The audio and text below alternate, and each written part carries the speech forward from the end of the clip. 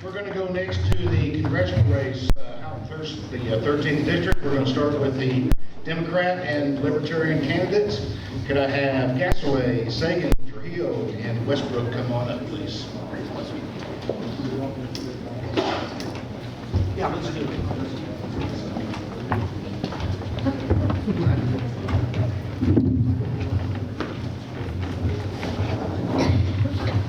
Could I have you guys set it in terms of ballot order? Sagan, then who? Sagan, Trujillo, then Gasaway, and on the end, Westbrook, I believe, is our Libertarian.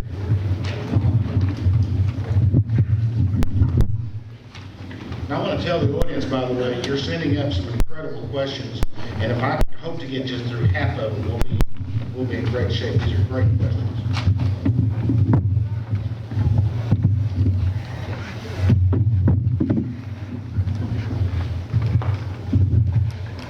Yeah, that's a good idea. Right now, can I have a show of hands from our Republican candidates? We're trying to figure out the best way to call you guys up. For the 13th district race, how many of you are actually here? 1, 2, 3, 4, 5, 6. I'm always going down 7, 8, 9. I think there's 9. Looks like 9. We may. Yeah, we're going to call all of you guys at once. We'll do that in ballot order.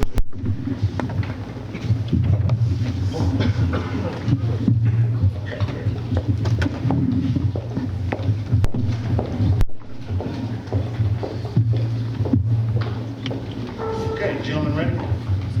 All right, let's start with a minute for each of you to introduce yourself to our audience, and we'll start with Mr. Sagan. Thank you. Good evening. And thank you all for coming. And thanks to Tom Warren, the Amarillo Pioneer, for hosting this. My name is Greg Sagan. I'm a Democrat running for Texas District 13, congressional seat. I am a product of Texas schools and of Amarillo. I'm a graduate of Tascosa High School. I went to Amarillo College, got my bachelor's degree in political science from West Texas. And I have an MBA in organizational behavior from the University of Colorado, and I also did 2 years in a doctoral program at the University of Texas studying industrial relations and labor economics and statistics. I am a service member, Vietnam veteran, ex-Navy officer. My father was in the 14th Air Force in China during the Second World War. I have a grandfather who was in France during the First World War. So I come from a family of service mentality. And what I've noticed in this race and what I've noticed in traveling around this district is that the overriding umbrella issue for all of us is economics. Wall Street is doing fine, but when we go out and talk to people in this district, what we find out is that not everybody is sharing in that. People in this district are concerned. And because they are independent and because they are self-reliant and because they are careful with money, they don't say anything about this, and we need to fix that. Thank you, sir. Mr. Gasaway. I'm sorry, Mr. Trujillo. Good evening, and thank you for being here. Thank you for waiting so long to see us speak. My name is Gus Trujillo, and I am running for Congress because I am a passionate leader who wants to help our community. This district deserves a leader who will effectively represent them in Washington and not any private interests or interests of their own. Right now, we're going through a crisis in America. Our middle class is shrinking. Our public education system is not adequate enough for our students or our future. And healthcare costs, this is all happening while our healthcare costs are soaring out of control for farmers, small business owners, and every other American. So I hope to represent you, and thank you very much for your time. All right, sir. Mr. Gasaway. Good evening, everyone. Good evening, everyone. My name is Timothy Gasaway. I'm running for Congress, District 13. I'd like to say thank you to the Pioneer American Legion. And I want to, real quickly, I saw Lewis Frazier up, one of the commanders, Commander 61. He was a great guy. Anyway, I am excited about running for Congress because I've got the tools to do this job correctly. I'll represent everyone in District 13 to the best of my ability. My background is IT. I've solved a lot of problems all around the world. So District 13 is kind of small. But I'm willing to come and work hard for all of you guys, no matter Republican, Democrat, Independent.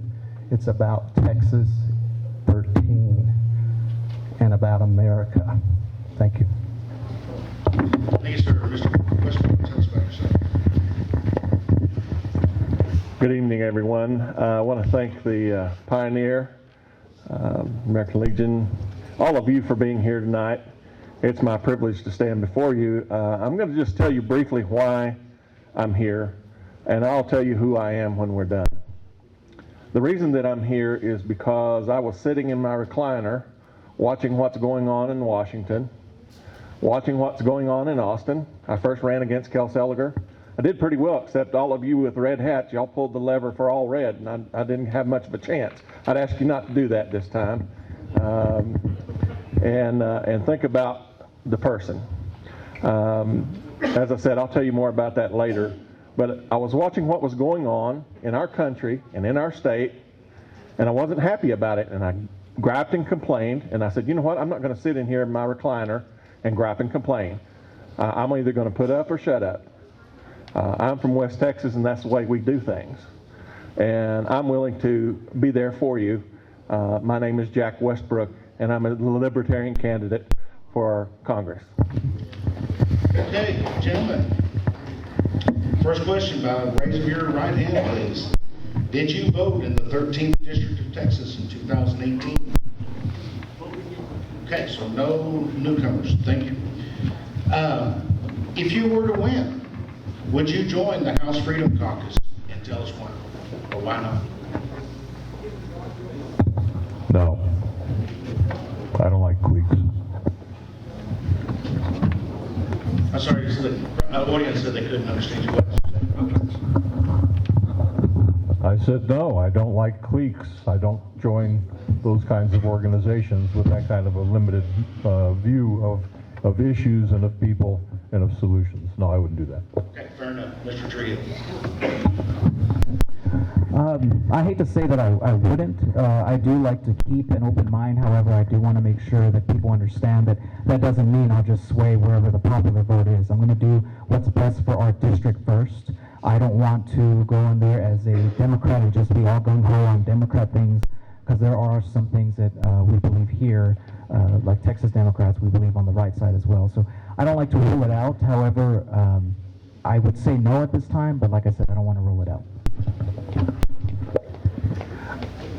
My answer would be no, because I'm a candidate who doesn't believe in being preconditioned. So many things that we're faced with, people are really trying to precondition you into a corner, and I just can't go there, because there's different values, different feelings, different solutions to everything that's going on in District 13. The farmers, the ranchers, they all have different problems. And I've got to work across the aisle with everybody, Republican, Democrat, Independent. So without knowing the specifics, I would absolutely say no. Mr. Westbrook, you also would not go with the block, or would you? As a Libertarian, one of the reasons I'm running as a Libertarian is because I'm tired of the duopoly in Washington. And everybody split the way they're split. I'm an independent guy, and I do what I think is moral and right and stands up for my God. And so I don't think that I could do that, because I'd have to put all my eggs in one basket, and I'm not okay with that. Mr. Westbrook, go ahead and keep that microphone, please, and start at your end. And tell the audience about your position on term limits. My position on term limits is if you've been in office for more than 12 years, you shouldn't be there anymore. That's pretty plain and simple. The problem that we have in Washington is that we have people that say, well, I'm for term limits, and then they go to Washington and they don't keep their word. Happened right here in this district. And so I'll just give you my word that I will not be in office for more than 12 years, and I won't vote for anybody who has been.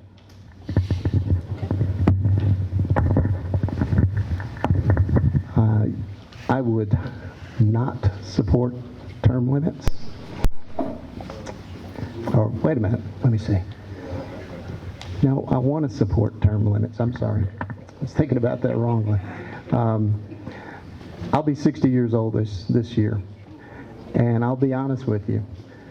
I don't want to spend my 70s representing the district. So a couple of good years, a couple good terms should be sufficient for anyone.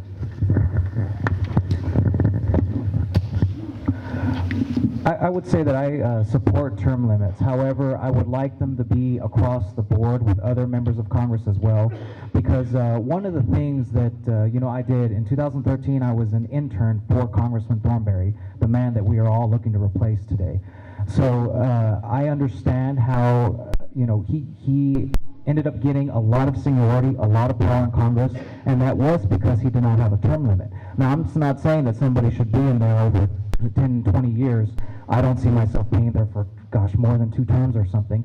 But I think that the voters are the first ones to establish those term limits with their vote. And I just know that all the good things that Thornberry did, because he did do good things. I know that's coming from a Democrat, but he did do a lot of good things. There's some things I did not agree on. However, he was able to do that because he did not have a term limit. But again, the whole House should have term limits, not just ours. Otherwise, we are shooting ourselves in our foot. The term limit debate is kind of seductive. But there are 2 problems with just implementing term limits, especially in Congress. And the first one is that committee assignments are typically made on the basis of both which party is in the majority and how long you've been serving in that chamber. And if we were to go to some kind of arbitrary term limit, we're going to be cutting off these committee assignments, especially at the chairman level, of people who really know what they're talking about. Now, the system we have is not perfect. I'll be the first to admit that. But we still need some second mechanism in there besides term limits to make sure that Congress can function. And the other problem with term limits is that this is one of the world's most sophisticated political and economic nations, and we really ought to do better than to turn this over to the hands of amateurs. All right, thank you, Chairman. Mr. Drill, let's start with you on this one. Give us your thoughts on the problems and cures that you've got in mind for immigration. I should start off with my great-grandfather. My great-grandfather was a bracero, and those are seasonal workers that come into the United States and they help our economy. I think that they are essential. We do need immigrants in certain areas to help boost our economy, even if they are seasonal. However, there are many people that are now going to our borders trying to get into this country, and they're seeking asylum from South America. South America is in turmoil, and I'm actually more in favor of investing more in foreign policy down there, because it's going to be way cheaper to invest down there and correct those systems that are broken so that they don't continue to come up here. We're already seeing that with Mexico. Mexico's economy is improving, so we're actually having less Mexicans coming to the United States because they are staying in Mexico.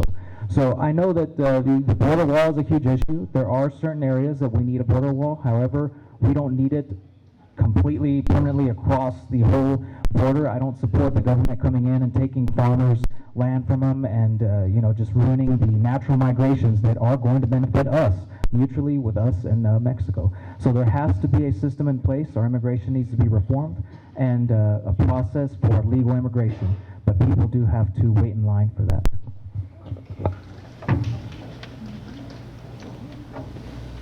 Yes. Okay. Okay. Thank you. Our visa program is broken. We do a lot of good work with guest workers. We need to change and support our H-1 visa. We also need to create a new level of a visa, and that would be for construction workers. Construction workers, we don't need them here for just six months. Most construction workers are working on large jobs that take longer than a year. And so we need to fix it. There are a lot of high-tech guys that are sitting, waiting. There's a lot of people that want to be American citizens, and I think they should be given an opportunity. I also think we should close down the asylum problem that we have today. If they are truly asylum seekers, treat them that way. Mr. Westbrook, how did you solve the immigration problems as you see it? First of all, let me say that Jackie Kingston from News Channel 4 interviewed me one time, and she said, Mr. Westbrook has an impressive resume. And that was a nice way of her saying I've done a lot of stuff. One of those happens to be being an immigration officer, an adjudicator of those forms that you mentioned about how you get into this country. I can guarantee you that he's right. The system is broken. It is messed up. The reason that there are people who come into this country illegally is because they can't get here legally. The price to get in this country is thousands of dollars. And if you come in here with nothing, it's super difficult. But if you have spent that money, and if you waited 3 years to get that, it's not fair for those who are not here legally. And so there's a quagmire, if you will, in the whole system. It needs to, the law, that book is about this thick. It needs to be rewritten.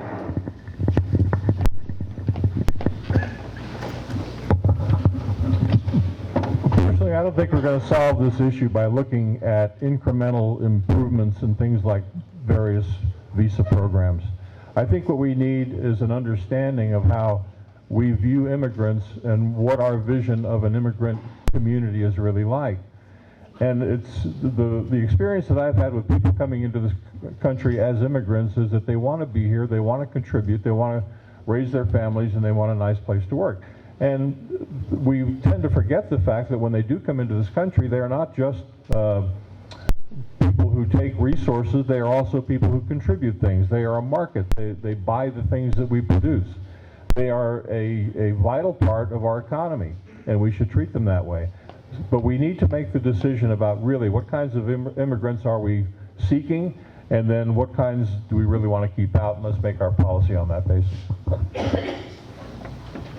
All right, gentlemen, got another question from the audience we need to get to. And let's go to Mr. Sagan. Start with Mr. Sagan on this one. What new ideas can you bring to this audience, what you would take to Washington regarding our budget and deficit problems? I don't know if you all saw this today. I just noticed this, that NBC reported that for the first time in history, America's debt surpassed $21 trillion. The chairman of the Federal Reserve just came out and said we can't keep running trillion-dollar deficits. Those two things make a lot of sense to me. We should do something about that, and I think one of the first things we should do is, you know, when Amazon, and they did this about a year and a half ago in their financial results, they said that we had made profits of $112 billion, and they got a tax refund. If you are an individual or corporation and you are succeeding wildly with the opportunities that America offers, then by heaven you should pay your weight. And so let's do that first. Let's make sure that if you're assessed a tax, no matter what level of income you're at, you pay it. And let's make the wealthiest people in the corporations in America do what the rest of us do. That's Mr. Trio. Our deficit is getting out of control. We are eventually going to have to pay up on that. However, there's many ways we can do that, and I just hope it does not get to the point where we have to sell off, let's say if it's ridiculous, and we have to sell off Florida. I think a majority of us in here like Florida. I would say so. But we definitely have to get it under control, but I do support more closing of tax loopholes for corporate interests. I'm a firm believer in the middle class. The middle class needs to grow. It's shrinking now, and pensions need to come back, and just investing in the middle class, I think, will fix the problem. The thing is, today, we are having so many policies that are going towards the top percentage of income earners in this country, and we need to invest in the middle class because it built this country in 2 world wars, and we have been strong for this whole time, and now it is going back to shrinking, and I think that we just need to invest in our middle class, and I know the problem will be solved. Okay, I would start off by rolling back the 2% tax cut that was given by President Trump. And I'd also continue to stimulate the economy. We have a great opportunity to continue to have a great economy. Because why?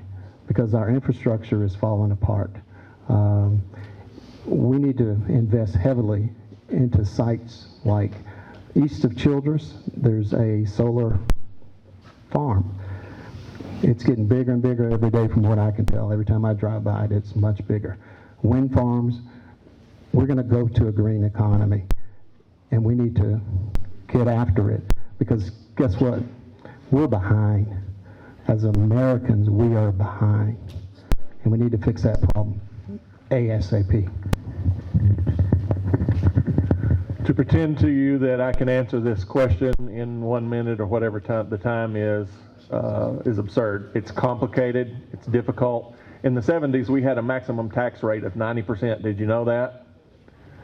If you pull out the dollar bill from your pocket, or your wallet, or your purse, do you know what that's backed by? It's not backed by anything except America's hard work. That's all it's backed by. So it's a really difficult problem. If you start taxing the upper 1%, you know what they're going to do? They're going to move to France. It's a difficult problem, and it's going to take a lot of work to figure out how to fix it. Mr. Gasaway, let's end this part of the questions with you. You've got a minute to tell this group of folks why they need to consider you for the job. Well, I'll start off saying this. Like I said, I've a little bit more about me. A minute is not enough time. I've traveled extensively. I've worked extensively around the world. I've had to solve huge problems before with diverse people from all around the world. I've spent time in China, Japan, India, France, like I said, South America, Mexico, just Canada, just all over. We can do this, but we have to go into it with an open mind, someone who's, like I said, not preconditioned to not solve the problems. You got to pull issues out, and you got to look at them one at a time to solve them. You can't just say, I'm not going to, because you won't. Best investment that was made in me several years ago, we were put into a class of teaming. I learned how to team and how to work with people. I can work with people across all aisles, across all places. Please look at our website, electtimothygasaway.com, for more information. Thank you. I have a question before my time starts. Is this our final summation? Thank you. Why do I want you to vote for me? Number one, I'm a Christian man. I'm a minister of the Word of God, and I'll do what's right, and I'll do what's ethical. I'm, secondly, a West Texan. I'm from here. My uncle's farmed up in Dumas, in Moore County, in Hartley County. I've worked on irrigation wells in Dalhart from when a young child. I've hoed cotton down in Lubbock. I've rode horses. I've preached in Quanah. I'm from here, and I will do what's best for you. I ask you tonight, come November, for your vote for Jack Westbrook for Congress.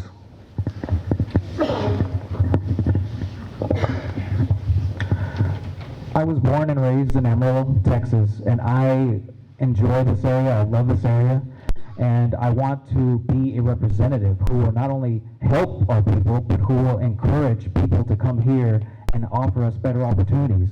We have the talent, we have even the space, we have so much to offer, and we are getting ignored versus metropolitan areas that keep getting all these benefits, all this population. I know that we can be a great area, and I want to make more opportunities for people like my friends. Most of my friends have moved on to Austin and Dallas and bigger areas, and I want to bring bigger, better opportunities here, and I think it takes a young person to bring in new ideas, fresh ideas, and who will keep an open mind, because I am running as a Democrat, but I have Republican friends, and I agree with them on certain things, and I also agree on Democrats with other things. I think we need to take the best of both worlds and achieve many things for this area, and especially with the noise in Washington, if we want to have somebody go up there and make an impact, they have to not add to that noise. Thank you.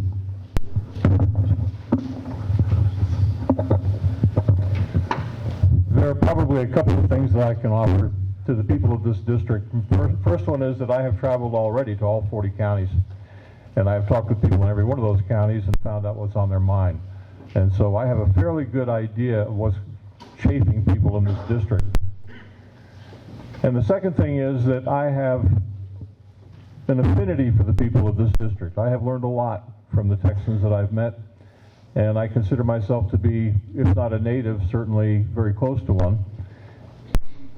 And I think it would be a great privilege to help the people of this district achieve the same sort of security and success and the same kind of family atmosphere and security and safety that they grew up in here, and make that what District 13 is really all about.